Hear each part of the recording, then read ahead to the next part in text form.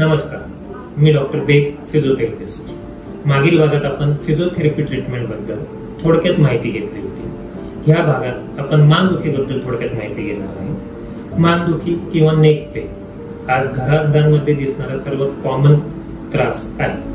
तर या मानदुखीची प्रमुख लक्षणे काय असतात ते थोडक्यात आपण पाहणार आहोत. मानदुखीमध्ये आपल्या मानेच्या मागील भागात किंवा पुढील भागात दुखणे किंवा अवघडणे हा त्रास होऊ शकतो. मानेच्या साईडने, शोल्डरच्या साईडला किंवा खांद्याच्या साईडला दुखणे, हातांमध्ये वेदना येणे किंवा मुंग्या येणे किंवा जड पडणे ही लक्षणे प्रमुख पद्धतीने दिसतात. पाठीच्या वरच्या भागात दुखणे, वेदना होणे, डोकेदुखी किंवा दुर्मिळ प्रकरणांमध्ये चक्कर येणे ही सगळी लक्षणे दिसू शकतात. थोडक्यात ही सगळी त्रास मानदुखीशी निगडीत असतात. काही प्रकरणांमध्ये आता छातीच्या पुढच्या भागात सुद्धा वेदना येणे अशा कंप्लेंट्स पेशंटच्या येऊ लागलेल्या आहेत.